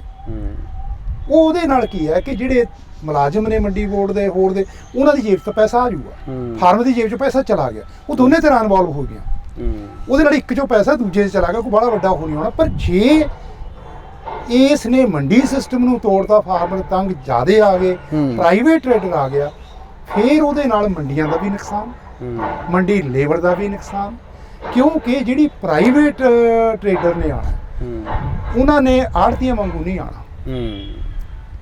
ਉਹਨਾਂ ਨੇ ਆਉਣਾ ਕਿ ਤੁਹਾਡੀ ਟਰਾਲੀ ਗਈ, ਉਹ ਸਿੱਧੀ ਉੱਥੋਂ ਚੇਨ ਤੇ ਲਾਹੀ ਸਿੱਧੀ ਉੱਪਰ ਜਾਊਗੀ, ਤੁਸੀਂ ਉਹਦੇ 'ਚ ਨਾ ਕੋਈ ਬੋਰੀ ਭਰਨ ਵਾਲਾ, ਨਾ ਕੋਈ ਬੋਰੀ ਲੱਦਣ ਵਾਲਾ, ਨਾ ਕੋਈ ਟਰੱਕ ਦੇ, ਤੇ ਉੱਥੋਂ ਸਿੱਧੀਆਂ ਜਿੱਥੇ ਉਹਨਾਂ ਦੇ ਗਡਾਊਨ ਨੇ ਸਿੱਧੀਆਂ ਟ੍ਰੇਨਾਂ ਜਾਣਗੀਆਂ, ਸਿੱਧਾ ਉਸ ਮਸ਼ੀਨ ਨਾਲ ਟ੍ਰੇਨ ਦੇ ਡੱਬੇ 'ਚ। ਉਹ ਸਿਸਟਮ ਹੀ ਬੰਦ ਹੋ ਜਾਣਾ ਉਹਨਾਂ ਦਾ। ਸੋਚੋ ਜਿਹੜੇ ਬੋਰੀਆਂ ਬਣਾਉਂਦੇ ਆ ਹੋਰ ਕਰਦੇ, ਉਹ ਕੀ ਕਰਨਗੇ? ਜਿਹੜੇ ਵਿਚਾਰੇ ਸੰਭਰ ਕੇ ਵੀ ਖਾਂਦੇ ਆ, ਜਿਹੜੇ ਉਹ ਝਾੜ ਕੇ ਵੀ ਖਾਂਦੇ ਆ, ਤੇ ਉਹਦੇ ਨਾਲ ਨੁਕਸਾਨ ਜਿਹੜਾ ਓਵਰਆਲ ਬਹੁਤ ਉਹਨਾਂ ਤੇ ਅਸਰ ਹੈ। ਸੋ ਇਹ ਗੱਲ ਹੁਣ ਮਤਲਬ ਸਮਝਣ ਦੀ ਹੈ ਕਿ ਸਰਕਾਰ ਨੂੰ ਚਾਹੀਦਾ ਕਿ ਲੋਕ ਅਵੇਅਰ ਨੇ, ਲੋਕ ਹਰੇਕ ਚੀਜ਼ ਨੂੰ ਧਿਆਨ ਨਾਲ ਸੋਚਦੇ ਆ, ਧਿਆਨ ਨਾਲ ਦੇਖਦੇ ਆ, ਧਿਆਨ ਨਾਲ ਪਰਖਦੇ ਆ, ਐਨਾਲਿਸਿਸ ਕਰਦੇ ਆ। ਸੋ ਇਹਦੇ 'ਚੋਂ ਥੋੜਾ ਜਿਹਾ ਉਹਨਾਂ ਨੂੰ ਬਚਾਅ ਕਰਨਾ ਚਾਹੀਦਾ ਕਿ ਤੁਸੀਂ ਖੇਤੀ ਕਾਨੂੰਨ ਲਿਆਂਦੇ ਸੀ, ਉਹਨਾਂ ਦੇ ਇਵਜ਼ ਦੇ ਵਿੱਚੋਂ ਹੁਣ ਇਹ ਹੋਰ ਚੀਜ਼ਾਂ ਵਿੱਚ ਐਡ ਕਰਕੇ ਮੇਰੇ ਖਿਆਲ 'ਚ ਫਾਰਮਰ ਨੂੰ ਤੇ ਆਮ ਲੋਕਾਂ ਨੂੰ ਤੰਗ ਕਰਦਾ। ਇਹਦੇ ਨਾਲ ਲਾਜ਼ਮੀ ਤੌਰ ਤੇ ਫਾਰਮਰ ਤਾਂ ਤੰਗ ਹੋਏਗਾ, ਪਰ ਮੈਨੂੰ ਖਦਸ਼ਾ ਹੈ ਕਿ ਦੂਜੀਆਂ ਧਿਰਾਂ ਵੀ ਜਿਹੜੀਆਂ ਲੈ ਕੇ ਖਾਂਦੀਆਂ ਨੇ ਜਾਂ ਜਿਹੜੀ ਲੇਬਰ ਕੰਮ ਕਰਦੀ ਹੈ, ਉਹਨਾਂ ਨੂੰ ਵੀ ਕਾਫੀ ਜ਼ਿਆਦਾ ਨੁਕਸਾਨ। ਬਿਲਕੁਲ ਡਾਕਟਰ ਸਾਹਿਬ, ਬਹੁਤ ਬਹੁਤ ਧੰਨਵਾਦ ਜੀ, ਬਹੁਤ ਵਧੀਆ ਜਾਣਕਾਰੀ ਤੁਸੀਂ।